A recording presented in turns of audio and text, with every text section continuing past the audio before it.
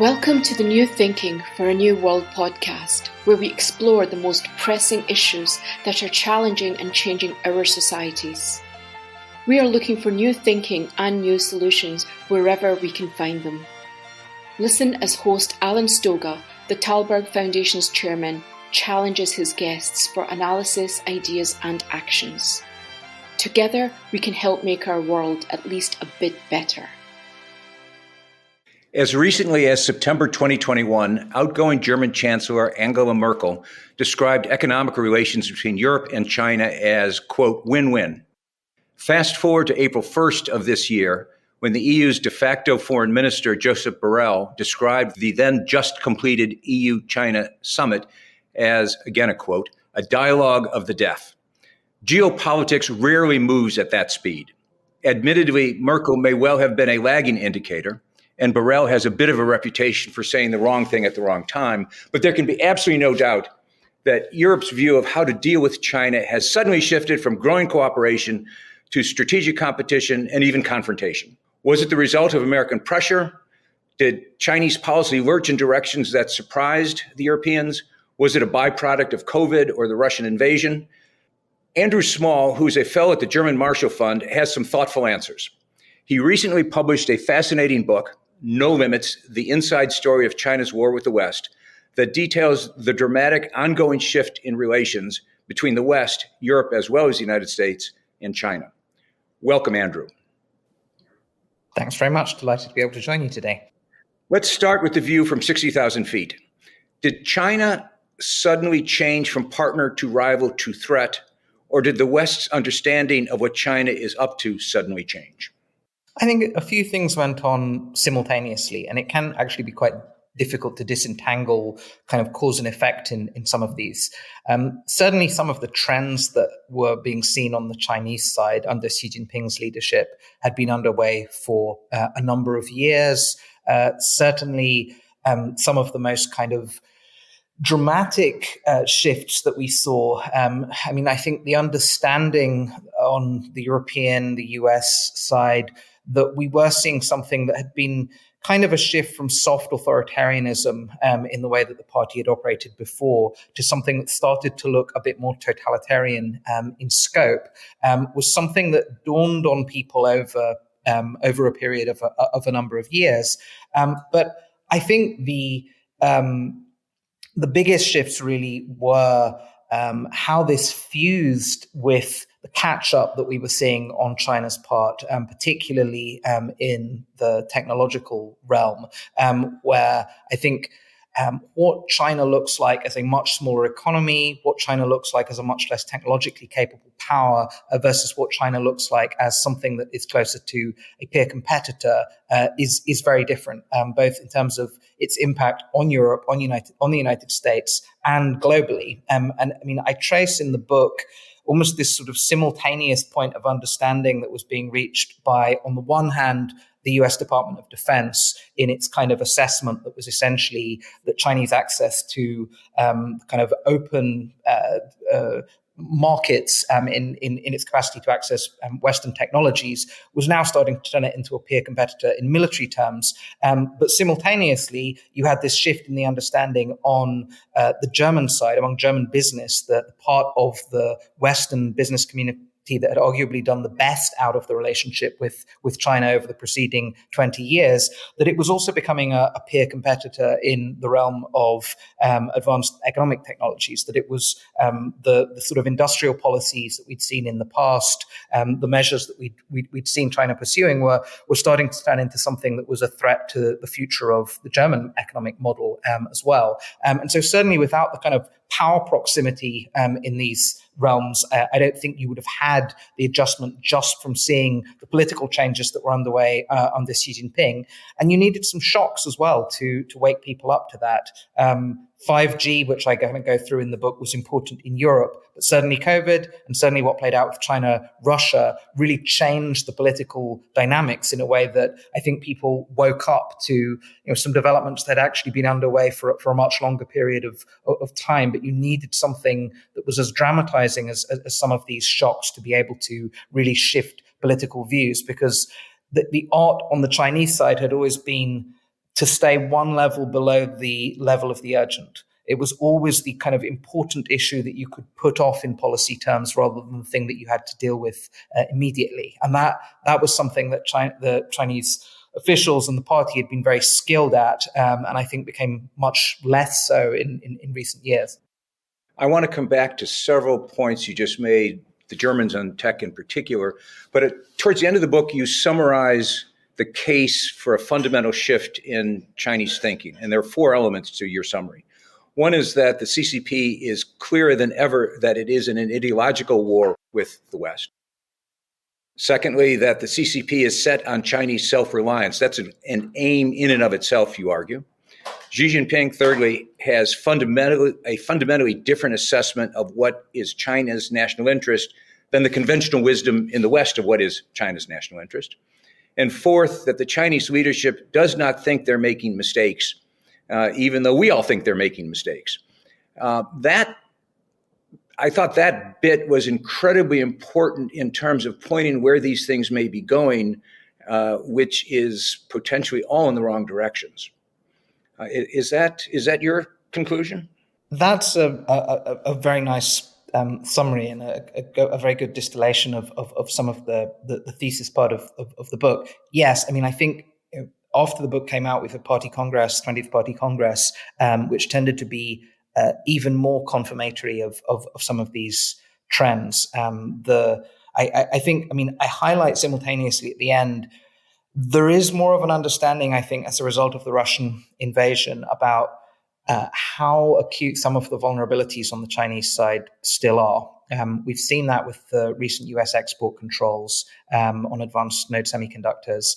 And I think it's still understood on the Chinese side that when it comes to the global financial system, vulnerabilities continue to exist for its companies, which are one of the reasons that it's not actually as willing to go ahead with the sorts of things it would like to do in the bilateral relationship with Russia at the moment. I think there's an understanding as well on the Chinese side that it's going to be difficult and a really long time before it's able to get out of a position in which these vulnerabilities exist. So there is some kind of there are some mitigating factors at the moment to the kind of purely full speed in the wrong direction version of this. I think there's the last year has, I think, forced a level of understanding that maybe China moved too soon, maybe Xi Jinping acted prematurely in a few of these ways, but there aren't the correction mechanisms that there were in the past. What we'd normally have had at this party congress is simply a change of leader. I think you'd have had in ordinary circumstances, this would have been an important self-correction moment. I think that would have been an understanding that said, Xi Jinping achieved what he achieved on anti-corruption and making China stand up and taking a stronger position on a whole series of things, but we need to recalibrate. And I think there would have been still a receptivity to that in various corners politically if that had happened. Instead, I think the party is stuck with a whole series of these assessments that we've seen on Xi Jinping's part, which are right now undercutting a whole series of the constituent parts of China's power position actually in the world. So despite what we're seeing in this kind of panicked correction on zero COVID at the moment, for instance, I think in these underlying areas of assessment on China's part, we're not seeing the kinds of self-correction mechanisms that you would have had in the past. But quite the opposite, in fact. Your argument is that it seems that your argument is that we're unlikely to see them, that there are fundamental shifts in their thinking, perhaps because Xi is now going to be around for a while, who knows how long, perhaps because they are now and see themselves as a global power, perhaps because we maximize what we think are their vulnerabilities and they maximize what they think are our vulnerabilities. That they're not looking to self-correct. Quite the opposite. They're doubling down on their strategy, it seems. And indeed, the title of your book, No Limits, conjures up, of course, the agreement, the communique, rather, between Xi and Putin that talks about they would be best friends for life. There are no limits to their relationship. I mean, I trace in the book that there was this kind of debate that played out even after the financial crisis, the global financial crisis, that was this question of assertive now or assertive later. For those in the system that thought, actually, the West is weak, more vulnerable, ripe for exploitation in a whole series of different ways. Now or the years ahead are a time to stand up for China's interests differently. We haven't done that in a way that is commensurate with China's power position. We have to reflect on the different power realities that now exist. And there were those in the system who thought that this was moving prematurely. Xi Jinping was certainly on the side of the move now and the assertive now group in the system, and is in a dominant position in this. I think you still see in various bits of the system the regrets from the people who think that this was ill-judged.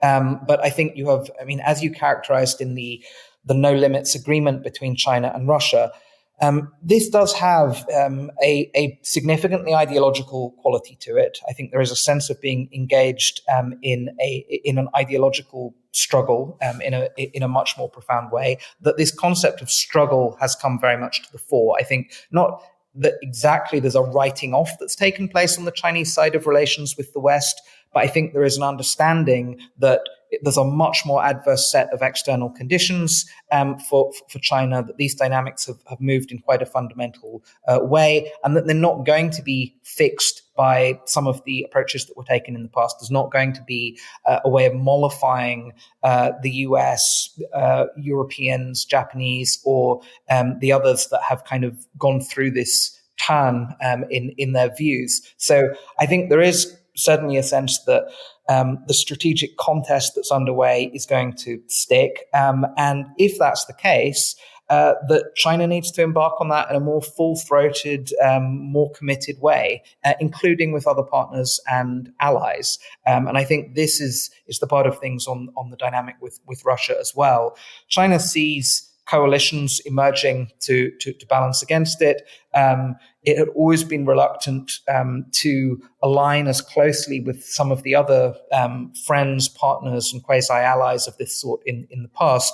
But I think in the context of this strategic contest, this struggle that it now sees underway, not just with the United States, but in a sense with the Western liberal democratic order as a whole, that it will be doing more to team up with, cooperate with, partner with some of these other actors, where Russia is really on the Chinese side understood to be the preeminent partner in really complicating the picture for the Western allies in dealing with not just China, but a whole series of regions of the world. And so in that as well, despite what we've seen in terms of the public positioning on nuclear weapons threats and things, I think the assessment on Xi's part has been the same as for the kind of alliance thinkers on the Chinese side in general, which was Russia is the big prize and it's not going to back away from what they think they have achieved in that relationship over the last decade. Well, as you point out in the book, there is a long history of a relationship with Pakistan, which is quite different in terms of what you or I might call an alliance. We tend to think of alliances like NATO, like what we're trying to do in Southeast Asia rather, as more formal, organized, treaty-based, rules-based, perhaps, coalitions. The Chinese seem to be headed in a different direction. As you said, they are cobbling together something. We wouldn't typically call it a coalition, but maybe it's the 21st century version of what we did in the 20th century. I think there are points where we're conditioned to think about this just as a mirror of the way that we do things. And that certainly comes to this kind of alliance model question. I think on the Chinese side, the thinking is, do not be stuck with some of these treaty commitments, but can you come up with a version of how you augment and deepen military intelligence and economic ties with a whole series of different countries that can augment your power position in the world in a whole series of different ways. And that this is very different from where China was in the past, because it was unnecessary. If China didn't want a global network of military bases, it didn't need partnerships of this nature. There's a different kind of power projection that we're now seeing from China, and a different power position that it finds itself in. And this is still a kind of experimental process. I mean, I go back to Pakistan in this book, partly because it was something that some of the Chinese alliance strategists started holding up as a model. And I'd been going to Pakistan for a number of years, and normally it would be the South Asia people that you'd find showing up there for obvious reasons from the Chinese side, the South Asia hands.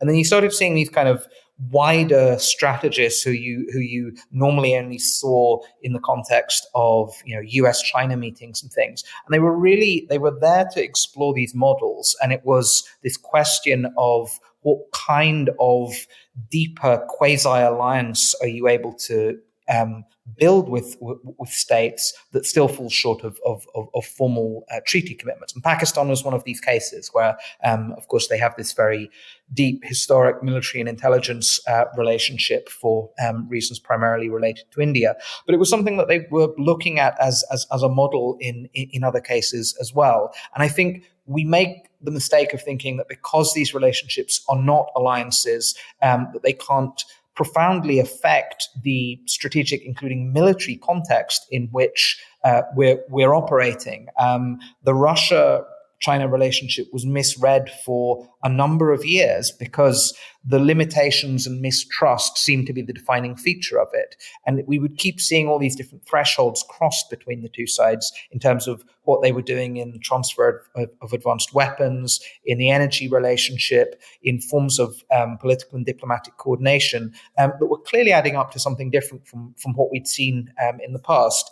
And the No Limits partnership, to me, was a sort of subset of this wider strategic rebalancing on the Chinese side that says, in a context of this kind of wider struggle with a liberal democratic coalition, again, preeminently the United States, but not just the United States, we will need to work with a whole series of these other actors, some of which they may have understandably been dismissive of in the past. It's not the same potency of a coalition that China is able to assemble, but it kind of an incredibly complicating set of implications for US policy, for the West, in a whole series of different regions. And the Russia relationship, I think, is on the Chinese side understood to be a game changer, not just in the bilateral piece of it, but what it does in terms of the handling of third countries as well. I have the line from Hu Xijin about the fact that it's easier to corral a pack of dogs when you have two lions.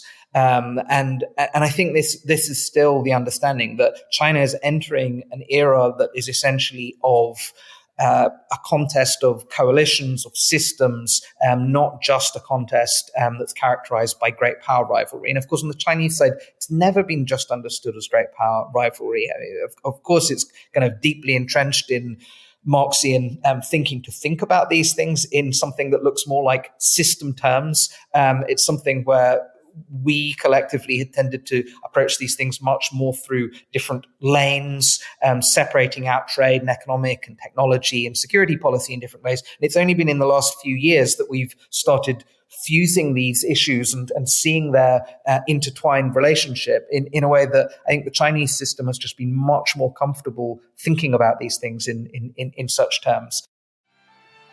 If you feel that the world lacks global leaders, please help support the Tallberg Foundation programs. Individual donations are being accepted at tallbergfoundation.org/donate. That's TALLBERG foundation.org/donate. I've heard from some of my German friends recently how they really, really think there's still a chance to separate China and Russia. We saw Chancellor Scholz's trip to Beijing recently,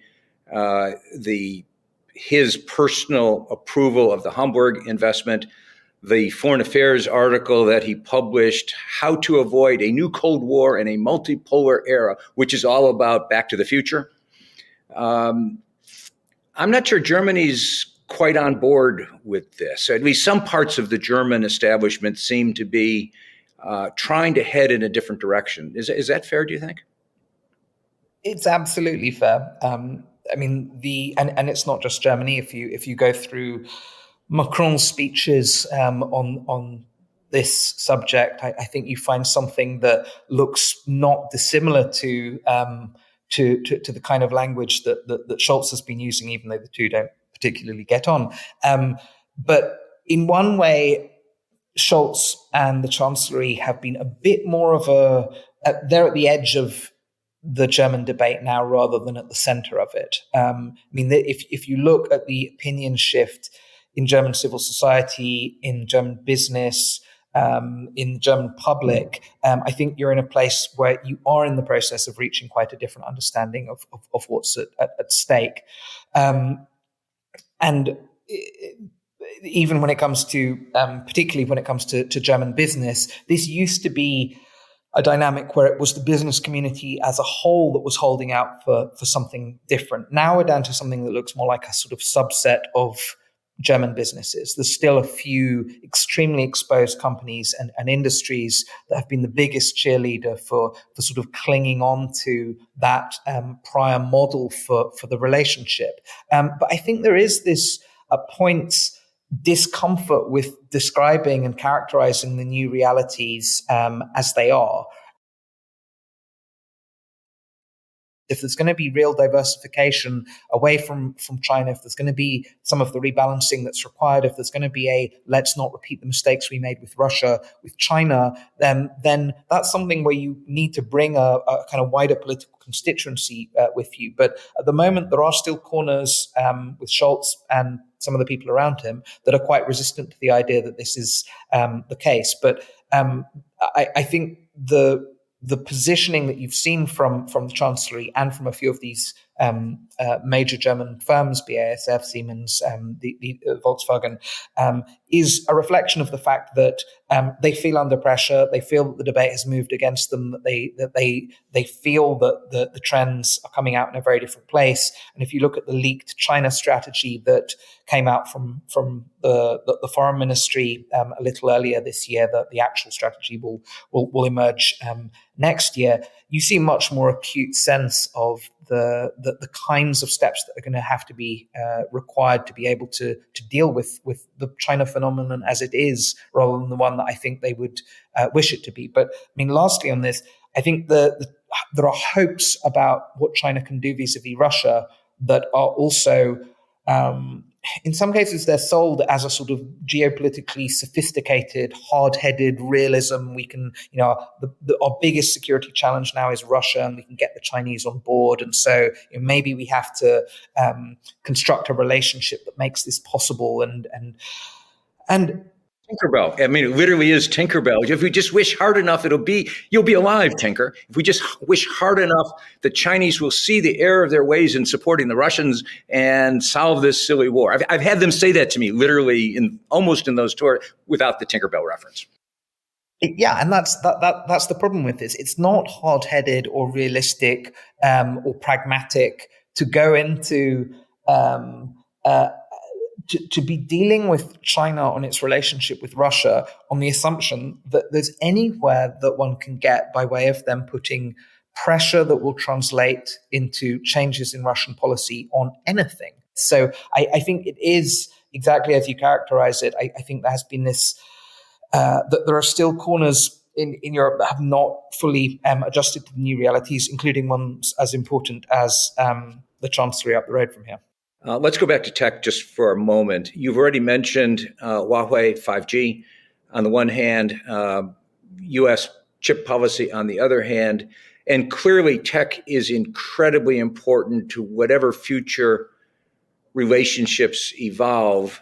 Eric Schmidt has argued that, at least in AI, China is now a full spectrum competitor.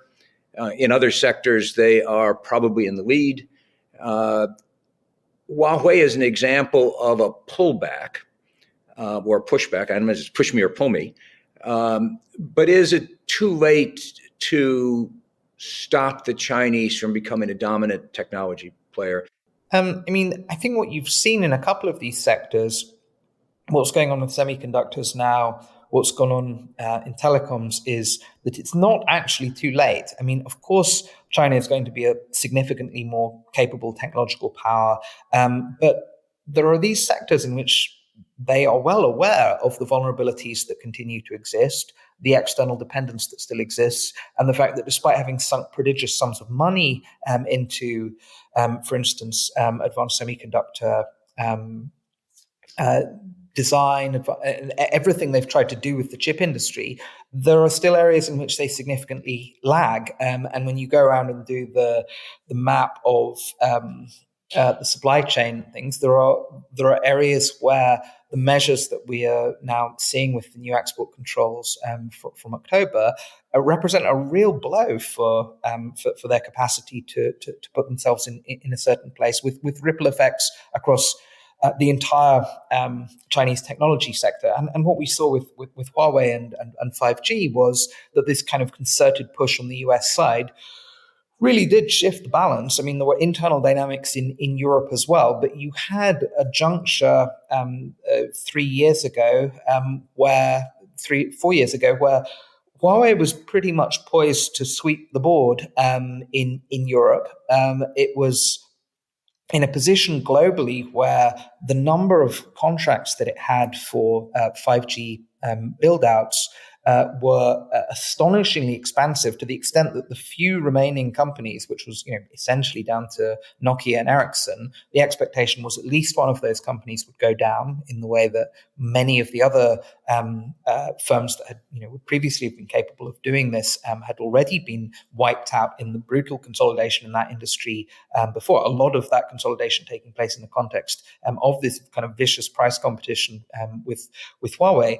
But in fact, the kind of campaign that the US ran in the late stages of the Trump administration, the last couple of years of the Trump administration, was pretty effective at shifting that balance. The map in Europe in terms of the Huawei rollout looks very, very different from what it was back then. And there is a big difference between having a framework in which Huawei is, in a sense, the technology supplier, 5G supplier across significant parts of the developing world, and a version in which it was going to be underpinning the telecoms infrastructure of many of the advanced industrial democracies, with Europe in particular. They've also, of course, lost India in the process of all of this as well. And I mean, there are obviously sector by sector answers on where China is on AI, on quantum computing, on a whole series of these things. And in the round, yes, China is in a significantly more capable position than it was. There are areas in which it's already at parity. There are areas in which it will, as it were, pull ahead in some sectors or other. But I think when you look at the kind of cross-cutting pieces, particularly what we're seeing with semiconductors, there are still things that can be done on the side of the US and its partners and allies to slow this down and to change what the balance of China's capabilities actually looks like. I think there's not the expectation that they're going to close the gap in chips in the next few years, for instance. So this is why I think there's some degree of urgency in some of the decisions that are being taken in a few of these areas. And I think you've seen that urgency. You saw that urgency in 5G, and you saw it in semiconductors. But this is not over yet in terms of China's sort of capacity to run the house in some of these areas. And I think that's the big concern on the Chinese side right now. In fact, that I talked to one Chinese expert quite soon after the semiconductor measures were export controls were announced, who kind of said, well, actually, in the Trump administration, there were all these loopholes, and we could kind of find ways to maneuver around this. But this seems to be a much deeper set of measures that is being pursued. I mean, it's clearly closed down not just the kind of the first order pieces of the problem, but second, third, fourth order. How does China maneuver around the measures that were put in place? And so it's, I think they're aware that they're still in a difficult spot on this, which goes back to this question of whether they moved too soon in some of these areas when these vulnerabilities still exist, and where they really needed to buy themselves an extra Let me go to a final question, completely unfair. Wendy Sherman, Deputy Secretary of State of the United States State Department, recently used the W word, which is to say, she said on the record, war is possible with China. And she attributed that possibility directly to the fact that Xi Jinping has consolidated his power. That seemed a bit over the top. I gave Burrell a hard time at the start of this conversation. Now, at the end, I would give Wendy the same hard time. Is war possible? I think it's possible. I think the question on Taiwan, there's huge kind of analytic battles on this question right now that you see in the US expert community on this, because there's obviously been a shift. I mean, the underlying issue is that depending on how you choose to date it, 2027 or earlier, there is a juncture in which there are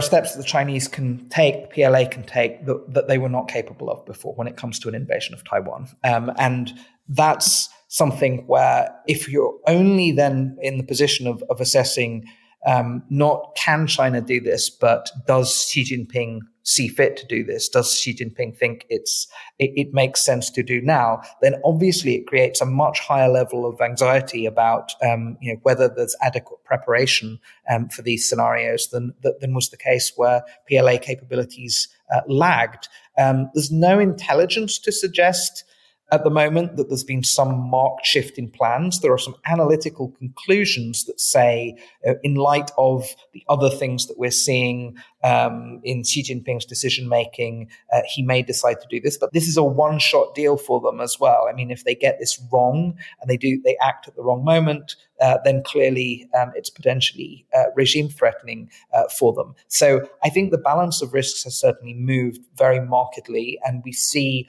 a kind of different approach to risk-taking under Xi Jinping than we had perhaps seen with previous leadership. And we see capabilities that are that go well beyond what we've seen with previous leadership, and that one has to prepare for scenarios in which war is possible. But I don't think some of the assessments that say that 2027 is a kind of invasion timetable are necessarily borne out by